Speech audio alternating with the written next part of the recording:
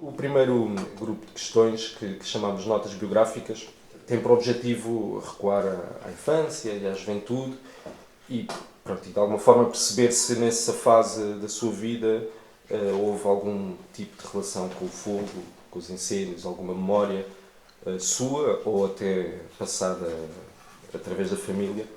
E a primeira pergunta que temos é sobre as terras de Valdevez, são referidas por si nas crónicas que eu percorri há 2 semanas, e que refere aí que são as suas raízes, embora tenha nascido em Lisboa. Nasci em Lisboa e vivi em Lisboa a vida toda e não sei se venho morrer a Lisboa, se calhar não sei, mas vivo nos Arcos há 10 anos e a família do lado do meu pai era toda dos Arcos e portanto são raízes fortes e raízes fortes das férias, não é? Porque quando eu era novo havia uma coisa que vocês não imaginam, que eram as férias grandes. E as férias grandes eram mesmo grandes. Começavam a meio de junho, conforme depois se havia exames ou não, e acabavam em outubro. Portanto, garantido, o julho, agosto e setembro era garantido como férias. E, portanto, tínhamos que apanhar a praia, fiquei vacinado para o resto da vida, e a seguir íamos para as raízes, do lado materno e do lado paterno. Do lado materno, a Paulouzã, que também tem muito que se diga em matéria de fogos. E do lado paterno era para os Arcos, portanto era um mês na Lousã e um mês nos Arcos. E nunca falhei. Durante a minha vida toda só houve um verão que eu não fui aos Arcos. E agora vivo lá há 10 anos. Eu lembro-me mais, estamos a falar da infância, portanto a infância, eu nasci em 46, portanto depois aos anos 50, quando começa a ter consciência a partir de 51, 52, nos Arcos lembro-me das queimadas, sempre via-se nas serras a arder fumo, ficava tudo pacífico na vila, não havia toques para bombeiros, não havia coisa nenhuma. Era um negócio dos montanheses que lá geriam aquilo do fogo, da queimada que tinham feito e que depois geriam. Sobretudo, nunca havia chamada de bombeiros nem toque. E depois, de facto, eu de memória de ver assim um fogo urbano, por exemplo, não tenho, de facto, nunca me aconteceu, não tenho memória. E depois na Lousã também se via, a Vila da Lousã, como vocês conhecem de certeza, fica no sopé da Serra da Lousã, e viu-se as aldeias lá em cima, todas. Aliás, das minhas memórias de infância, era a iluminação a chegar às aldeias, e quando chegou à última já não havia nenhum habitante. No dia em que chegou a iluminação à última, a eletricidade chegou à última aldeia, já tinha fugido tudo. E esses montanheses da Lousã tinham uma economia assente no fabrico de carvão. Faziam carvão e vendiam carvão. Nunca vi, ouvi contar, e não sei se ainda é do meu tempo ou se tinha sido para trás. Eu penso que será mais para trás. Mas, portanto, os fogos eram sempre ditos, então nunca ninguém dizia olha um fogo, dizia olha uma queimada. E esses fogos tinham um momento do ano em que ocorriam? Ou... O momento do ano era quando eu estava de férias, o resto do tempo não sei. Portanto, nas suas férias havia... Havia queimadas, mas ninguém chamava fogo. As pessoas diziam uma queimada, está ali uma queimada, olha uma queimada. Okay. Isto ficava tranquilo, não havia problema nenhum. Okay. E tem ideia de qual era a função dessa queimada? A função era para regenerar o pasto, a pastagem, quando havia economias de pastagem ainda na serra, não é? Uhum. Okay. Portanto, faziam aquilo de propósito para depois ter as pastagens. Portanto, sobretudo associado à criação de gado. Sim. E não tanto a... Era a economia de montanha. Nos Arcos, que é o que eu conheço melhor, apesar de tudo, nos Arcos, na montanha, viviam sobretudo do pastoreio do gado, porque depois o milho já dificilmente chegava lá acima, era centeio, o cereal dominante devia ser mais o centeio do que o milho, e o vinho também parava a determinada cota, lá para cima já não havia vinho. Agora, o que acontecia, portanto, desse conhecimento é que aquilo ardia tudo, mas era dentro da casa das pessoas, que aquilo era densamente povoado e não havia botijas de gás e, portanto, tanto o calor como para cozinhar era tudo. Portanto, está a ver o que aquilo era de consumo. E, além disso, o mato era para estrume. E, portanto, toda a carga combustível era consumida pelas comunidades agrícolas e montanhesas e pastoris. Portanto, havia muito pouco e a florestação ia avançando, mas relativamente devagar. O engenheiro silvicultor responsável pela arborização definia, tinha as instruções para ser até uma determinada cota que tinha que arborizar. E depois ia ter com as populações para dialogar e dizia que era sempre mais para baixo. Isto não sou eu, são coisas de Lisboa, é por aqui que eu tenho coisa. E depois havia discussão e ele chegava à cota obrigatória, mas com as populações agradecidíssimas ao engenheiro que tinha enganado as pessoas de Lisboa. E essa arborização que refere, ela começou quando ou desenvolveu-se em que período? Isso que está escrito é que começa a partir dos anos 30, não é? E depois ao reconhecimento dos baldios é de 30 e qualquer coisa, não é? E portanto, começa por aí. E, portanto, nos anos 50 ainda devia estar a caminhar essa florestação. Mas não tem nada a ver com a paisagem, que hoje em dia se vê que é muito mais desordenado e é de qualquer maneira, e, portanto, hoje em dia passeia-se no verão, até eu acho que é perigoso subir lá acima nas serras, porque aquilo é uma carga combustível brutal que está ali à espera de uma faísca para arder toda. Porque aquilo que as populações consumiam era imenso, com certeza, tinha que ser. Aquilo era densamente povoado, no inverno tinham que se aquecer e todos os dias tinham que cozinhar e o gás Chile não tinha lá chegado. Em que ano é que começou a licenciatura? Em 65. Okay. Ainda vocês não eram nascidos para não? Não. Ainda faltava um pouquinho, mais de uma década, sim.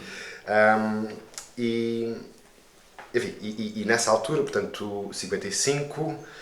65, peço desculpa.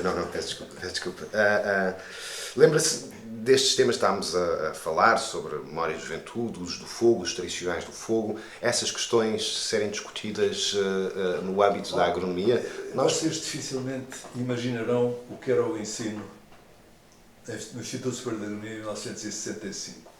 Os mestres, que eu apanhei o fim de uma geração de mestres que ainda tinham sido mestres do meu pai, de maneira que estavam todos a chegar aos 70 anos, a chegar à reforma, tinham feito as sebentas, as folhas, e a maioria deles, as aulas, era a ler as sebentas, abriam a sebenta e liam por ali fora. Era uma coisa. Quando eu comecei a dar aulas, tive inveja desse tempo, porque aquilo não precisava de preparação, era fazer uma sebenta e depois era só ler. E portanto, aquilo era muito pouco estimulante, o ensino no Instituto. E o ambiente do Instituto, primeiro, era um ambiente, era masculino, dominado, as colegas eram relativamente poucas e muito assediadas, ainda por cima. Se fosse hoje em dia, a coisa não podia correr da mesma maneira. E porque era um ambiente muito da agricultura ribatejana e alentejana, muito das touradas, dos focados, da virtude das bebedeiras, era muito marcado por isso. E entre os mestres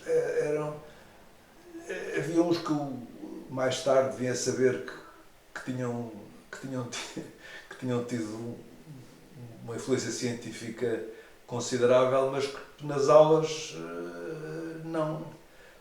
Se eu consigo, quando li o vosso coisa, a pensar que é que eu podia dizer de um que me tenha marcado nas aulas, e eu me lembrei foi do Dr. Manuel Azevedo Gomes, que de facto não lia as folhas nas aulas, mas os agrónomos tinham uma disciplina de silvicultura geral, não tinham mais nada.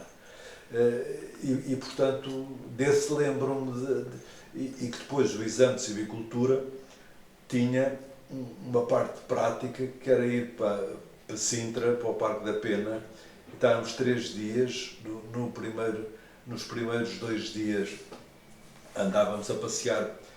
Como sabem, o Azevedo Gomes, velho, pai, era neto da Condessa de Edla, e portanto tinha uma vivência muito próxima de... Quando chegámos à Feiteira da Condessa, era a avó dele, estava ali. Okay. Era a casa da avó dele. E lembra-se do Azevedo Gomes referir o fogo ou referir algumas... Não, nada, nunca. Aquilo passava-se com o Azevedo Gomes Filho e com o professor Monteiro Alves, que também tenho muito boa memória do professor Monteiro Alves, e depois posteriormente, era identificar as árvores, e depois no dia do exame era perguntar, então esta ou que é, tínhamos que dizer em latim o nome das árvores. No dia do exame era isso. Mas de fogo não tenho ideia que se falasse nem na cadeira de silvicultura geral, que era aquela que nós tínhamos. Na de agricultura também é um professor que eu posso ter boa memória, que era o professor Ário de Azevedo, que é uma pessoa que sabia muito e se preocupava em ser didático e não sei o quê, mas é provável que tenha falado desse fogo de regeneração, desse fogo, é provável, mas não retive na memória que isso tivesse acontecido. Portanto, recapitulando, digamos assim, nem na silvicultura se falaria propriamente de fogo enquanto prevenção de incêndios, nem na agricultura se falaria de... Eu não digo que não. Claro, mas não era central, pelo menos, não é? Ou eu não tenho memória, que a minha memória pode falhar, mas estive estes dias a pensar nisso e não me ocorreu. E, no entanto, como estava a dizer há pouco, pelo menos a norte, e já fez algumas referências a isso, na Lausanne, nos Arcos, o fogo era central aos sistemas de produção.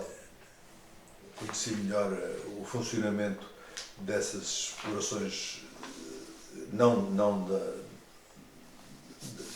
das veigas, dos vales da Ribeira Lima. Era uma coisa muito equilibrada, tudo aquilo, porque quase não era preciso nenhum contacto com o mercado, porque roçava o mato para fazer o estrume, portanto adubos não se compravam.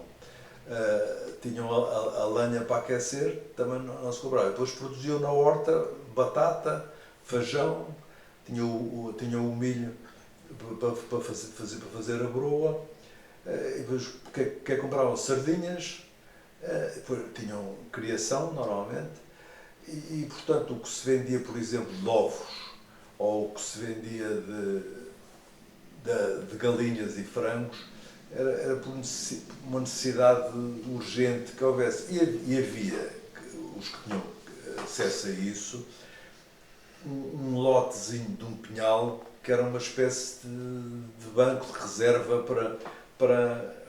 mas era uma coisa limpíssima por baixo, tiravam-lhe o mato todo para fazer o estrume.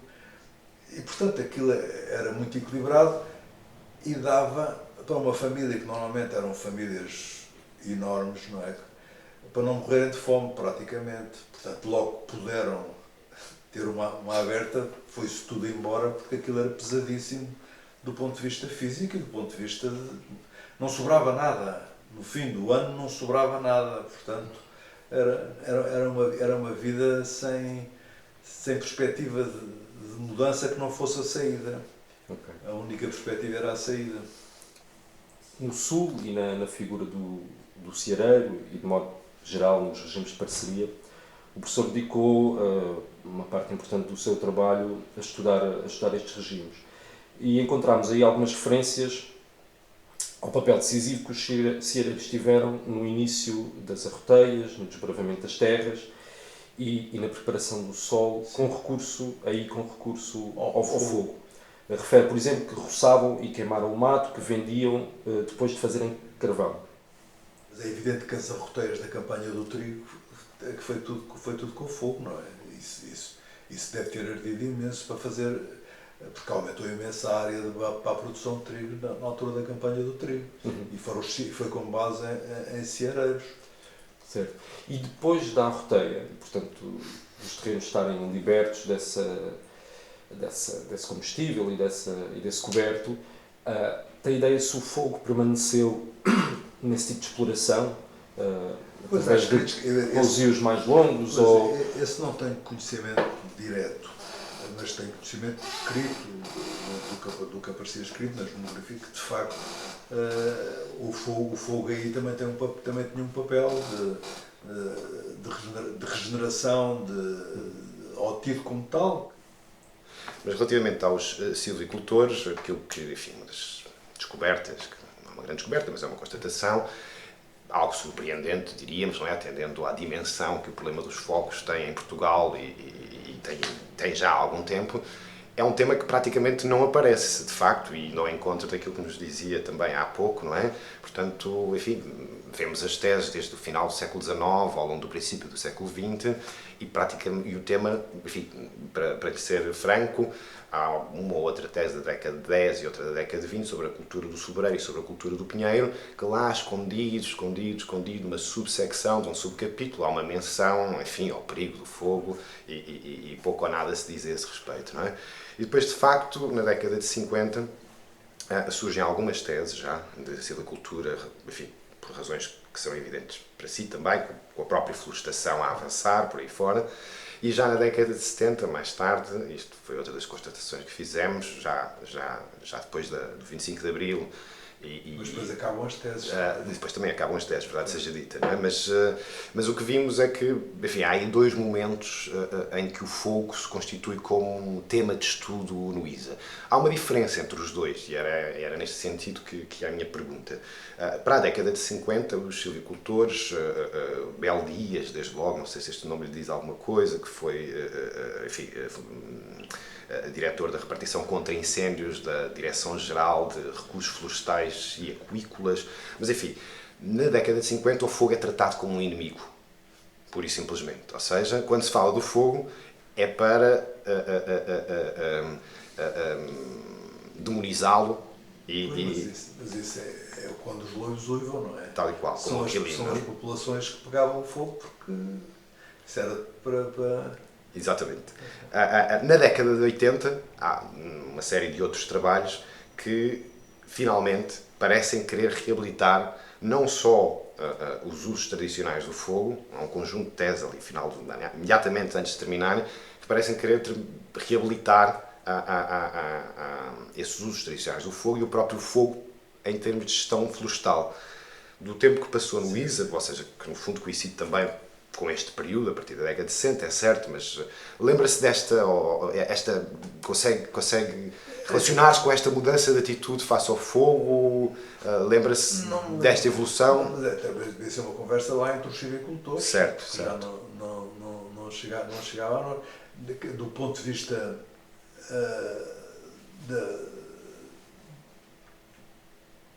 da informação pública sobre incêndios, não estava na ordem do dia, não era tema, até aos anos 70 não era, as televisões não abriam ainda com os fogos todos os anos.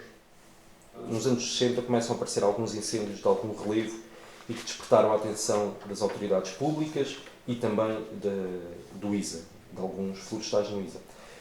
Este tipo de atenção ela não chegou à licenciatura em Agronomia, aos seus colegas? Até ao acabar, não. Isso não. Mas isso tinha conhecimento que um engenheiro silvicultor tinha um poder quase militar localmente. Os guardas florestais faziam continência ao engenheiro silvicultor. E, portanto, eram guardiões, de facto, do fogo. Ainda não eram os bombeiros, porque os bombeiros só começaram a ser chamados, até lá era um problema das populações. Enquanto houve populações, os fogos eram um problema das populações. Mas havia uma implantação efetiva dos serviços florestais no terreno. havia as casas dos guardas florestais, havia os guardas florestais, e pronto, estavam lá, e os diretores florestais tinham, de facto, um poder quase militar sobre os serviços. E socorrendo sequer, enfim, da sua experiência no Instituto, mas dessas suas vivências também na Lausanne e em Arcos, áreas que foram também elas arborizadas, ainda agora falava desse conflito entre as populações e os serviços florestais, enfim, silvicultores e guardas florestais. Tem memória desses conflitos em torno do avanço do povoamento florestal? Só de ouvir contar. Só de ouvir contar. Só de ouvir contar. Só de ouvir contar e de um engenheiro silvicultor que havia nos Arcos, que era de facto um personagem, um contador de histórias magnífico e portanto, se contava as suas aventuras e passeei muito com ele pela serra. Lembra-se de alguma história em particular que... Ele depois quando virava-se mais para as histórias íntimas e são coisas que têm a ver com outros fogos, já não tem a ver com este fogo.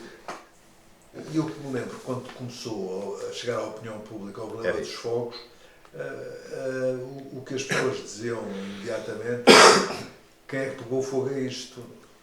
Não tinham noção de que aquilo tinha que arder, tem que arder, então uma carga daquelas tem que arder, está lá, arde, e as pessoas achavam sempre que era, a seguir ao 25 de Abril foi muito politizado, uns diziam que eram os comunistas diziam que eram os fascistas, mas diziam sempre que havia, e depois houve outra fase que era acusar os madeireiros também punham fogo, depois compravam a madeira. Já mais recentemente também, não é? Não, nessa altura, depois do 25 de Abril, aí é que começou, porque aí começaram, de facto, já não estava lá ninguém, não é?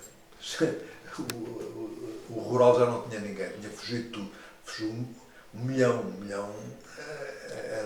foi mais de 10% da população. E não se pode dizer que o fogo da década de 50 e 60, nessa luta pelos baldios, era também politizado de alguma maneira? Eu acho que não era politizado, era sentido pelas populações, mas, como sabe, tudo o que era político tinha a PIDE atrás, portanto, havia técnicos que eram politizados e que tentavam, mas as populações não, era o sentir comunitário de que aquilo estava a ser alterado.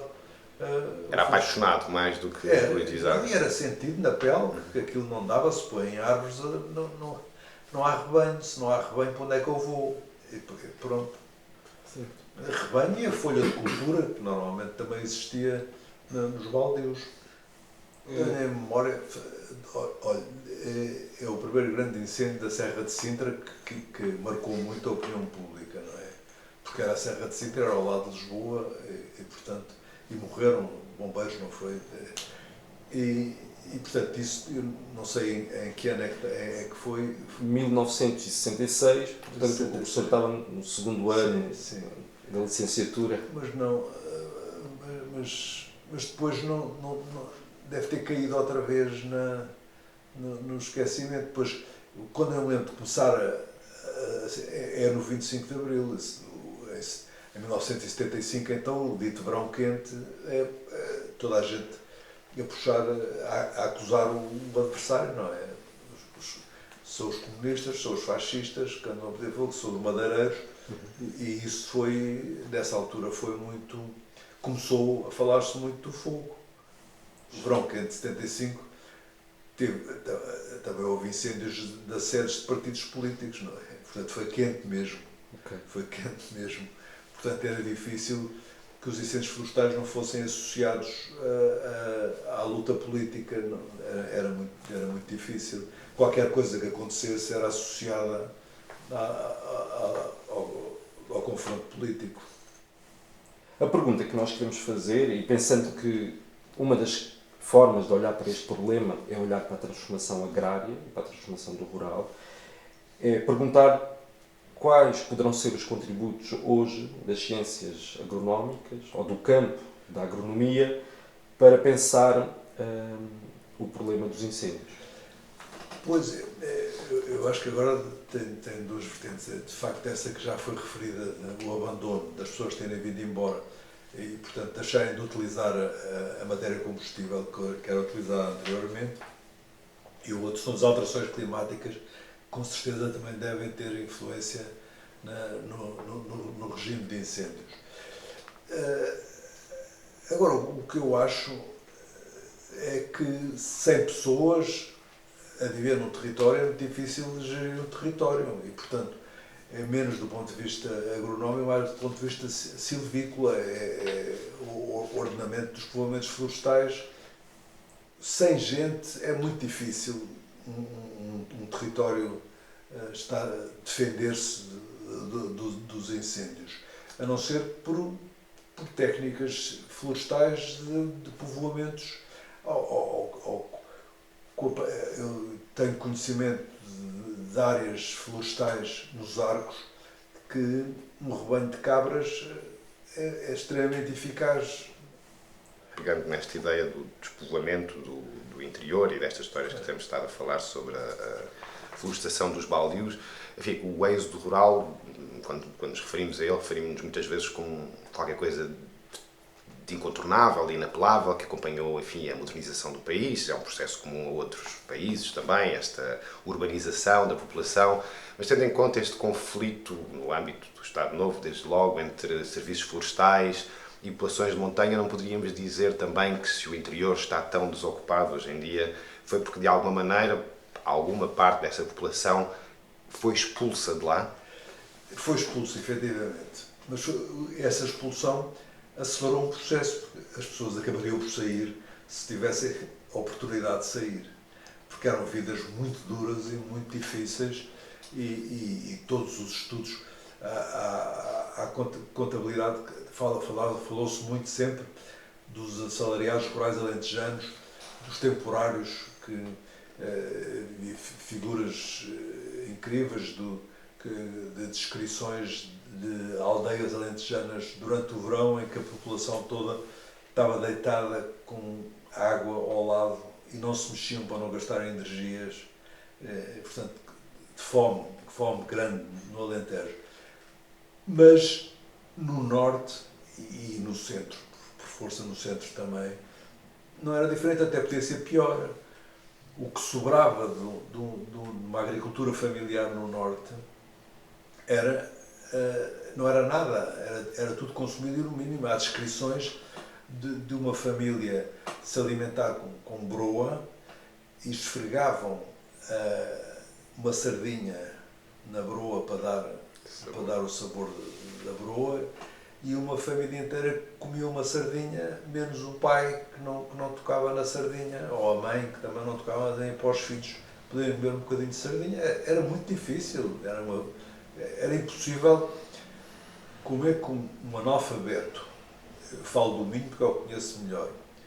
Um analfabeto se mete a pé até à Place de la Concorde em Paris, onde chega e que não percebe nada do que lhe dizem. É preciso ser o limite de não conseguir aguentar lá.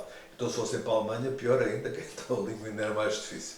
E depois em França começaram a ter lá os conterrâneos. Portanto, essa imigração foi por impossibilidade de continuar com esses sistemas. E, portanto, hoje em dia, quando se fala muito de regresso a sistemas de produção antigos, é impossível. Aquilo era extremamente pesado. Não há ninguém que queira para lá ir. Portanto, de facto, o avanço da floresta sobre os baldios expulsou uma população que já estaria disposta a vir-se embora logo que pudesse. E quando é que pôde? Foi quando a Europa disse: podem vir, que estamos a reconstruir isto. A propósito dessa conversa, deixa-vos contar uma história, que se calhar foge um bocadinho ao que está a perguntar. Eu,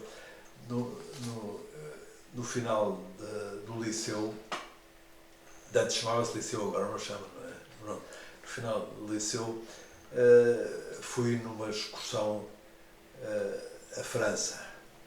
E a excursão à França passava por zona, e eu quando éramos recebidos nas aldeias e via o que era um camponês francês, um paysan francês, pensava em Arcos de Valdevez e via a diferença, pensando agora, diga que ele tinha como viver, aquele, se calhar sobrava, podia se manter e educar. Essa memória que eu tenho da infância, da agricultura, dos caseiros sobretudo, e da pequena agricultura familiar do Norte, só encontrei quando na China, tive um projeto na China e de facto fomos à China profunda e encontrei aldeias que eram os Arcos há não sei quantos anos e consegui o projeto tinha a possibilidade de fazer inquéritos e constatei que também estavam no limite, que aqueles camponeses chineses estavam a trabalhar no limite da subsistência, não sobrava nada do que ali estava. Quer dizer, se a tradutora traduziu bem as perguntas que eu fazia, porque já agora, marginalmente, uma vez fiz uma pergunta a um camponês e a tradutora fez a pergunta e o homem teve ali que tempos a falar. E depois, quando chegou ao fim, ela virou-se para mim e disse: "Isso é yes." Portanto, eu não sei bem se o conteúdo dos inquéritos era coisa. Mas encontrei, achei que aquilo era igual, era uma população que não tinha nada a ver com a agricultura francesa, com o camponês francês que encheu a literatura, não é? Não tinha nada a ver. Eu ia pegar neste arco cronológico de 50 anos, dos arcos da década de 60 para a China da contemporaneidade. Isto não vinha propriamente no guião, mas até a pretexto da oferta que nos fez e no facto de com o professor Oliveira Batista e com a professora Célia Leite Ferreira também terem regressado ao inquérito à habitação rural. Enfim, isto dá-nos o pretexto, ou dá-me, pelo menos a mim, o pretexto de perguntar duas coisas, ou seja, tendo em conta essa imagem que nos deu do Minho, muito resumidamente, claro, mas meados do século, durante o Estado Novo, e este regresso agora às mesmas casas, enfim, que diferenças é que encontrou? Por isso é que eu acho que isso...